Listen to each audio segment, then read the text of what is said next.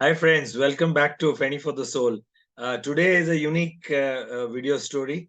It's not very often that one gets to, have sip beer and have lunch with two nonagenarians. So I was very lucky last week when I met our old family friend, Mr. KP Rao in Goa, who's 95 years young. And I met his friend, M.A. Sundaram, who's 92 years young. And, I was very fortunate to sit with them and understand the secrets of their longevity and their success mantras in their long and illustrious career. So you too sit back and enjoy this video. Tell the audience, Ravmam is 95 years young, a very old family friend, and that's Mr. M.A. Sundaram, who is 92 years young. So, and I'm so privileged to have a little beer with them here in Mr. Rao's Chikali residence, So, I'm going to ask them some questions about life, which will be a good lesson for all of us. The secret of your longevity.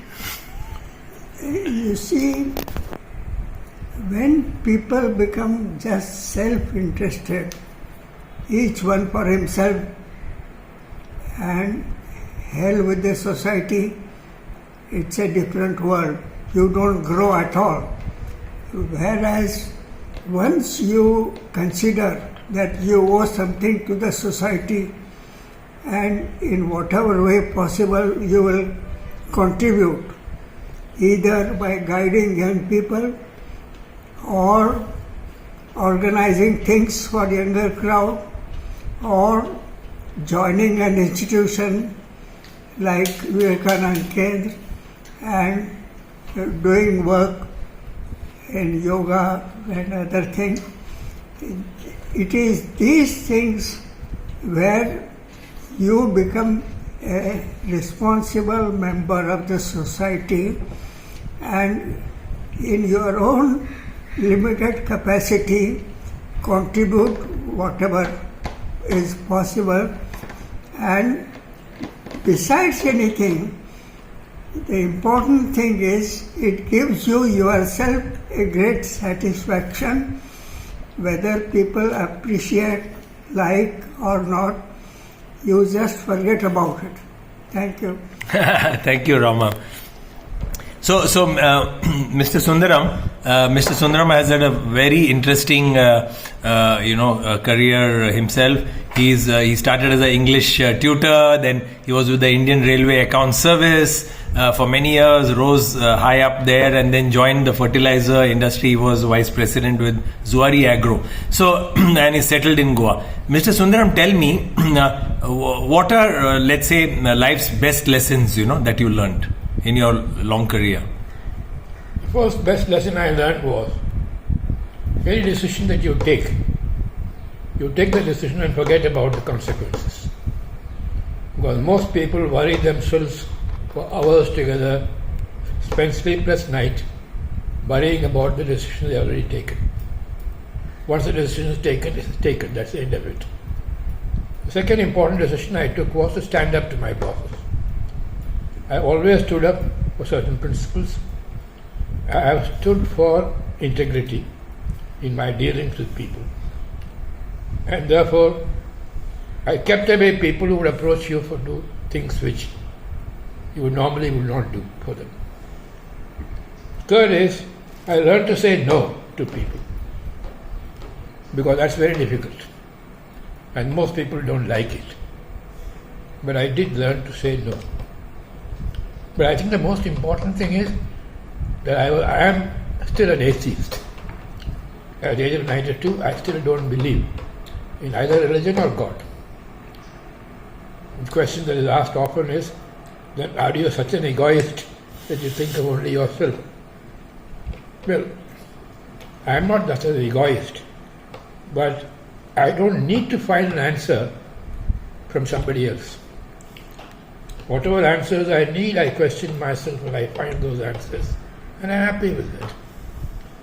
And at the age of 92, I still feel that I wouldn't convert to anything just because I am nearing the tether, end of the tether.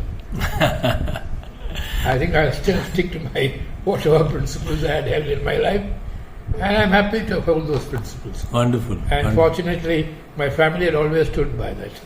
Oh. So my children and others have stood by my principles. So I will have no compulsion from anybody to change my way of life. Wonderful. Thank you. Thank you. Okay. Yeah. So, even Mr. Rao has had a very fascinating career. He started as an academic, as a teacher in college, and then he was for many years with the famous Chowgule Group, industry group in Goa, as a very senior executive with them, and has handled multiple jobs with them. So, tell me, in your corporate career, you just mentioned, the two of you just mentioned that one of the secrets of happiness was you didn't bring work home. That's what I wanted to say. Yes. Not only physically, but also mentally, you never bring your work home. Yeah, because I think Mr. Sundaram specifically said that you never like to bring your work home. Yeah. And that's one of the secrets of possibly your longevity and health. Yeah, one of the secrets of not worrying and having a good night's sleep. Because you don't think about the decision already taken. That's the end of it. Yeah, you've taken the decision at work at 4 o'clock and you forget about it. And most decisions you take are irreversible. So there's no point in worrying about it. Yeah, Ramam, tell me about this. See, 7 years I looked after 2 operations which we used to work round the clock. So there was no question of whether you take your problems home or not, the problems come to you over the phone.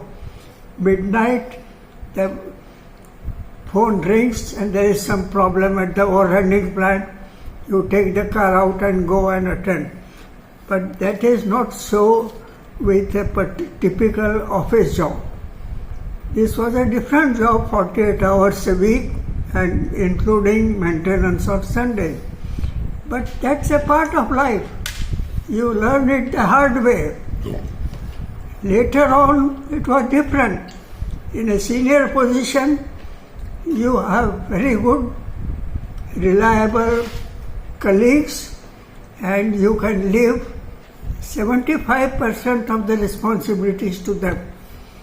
All that you need is the correct guidance, and when they come to you with a problem, take time, recall your old experience, if required, consult seniors, and finally you decide. Sometimes the decision is very, very important of long-ranging consequences. Yeah. Ramam, I'll just ask you a final question, and that is, how do you pass your time nowadays, There is no problem at all. I have created quite a lot of greenery around, planted trees, so that is one part of my activity. Second is reading. I get all the newspapers. I have the YouTube, and our family is spread all over, and we are in contact with a big group of children spread all over. So time doesn't hang at all for me. It's a question of contentment. You take a little exercise, whatever your body can take, and reduce your intake as far as possible. Thank you. Mr. Sundaram, you just mentioned that you have, dog walkers nowadays, but you don't have people who can come and walk with older citizens. Exactly. Or younger citizens. I don't, because I've been trying to get somebody who will accompany me for walks. I've got to pay for it. A youngster can come and spend some time, but nobody is interested in that. Anyway, I have 45 minutes schedule of exercise in the morning myself, which includes breathing exercises and a few yoga exercises. Yoga and breathing That exercise. I do 45 minutes every day. Wonderful. I used to walk a lot earlier, for years together. Even when I traveled on work, I always carried my walking shoes and walked How nice. wherever I stayed. But now I'm not able to do that. Fine. I have no problem with spending my time, because I have time to read, time to listen to music, time to sort of send out messages to my friends, talk to them on telephone, and then I receive a lot of messages from my friends all over the country, Wonderful. old colleagues and others. And interestingly, 90% of my friends who get my WhatsApp are the age group of 30. 30 to 35. Nice. Because they were mostly my former students. Wonderful. And they still keep in touch with me. Great. And I still continue to prefer spending time with them Yeah. rather than the oldies. Because not every old person is like Mr. Rao.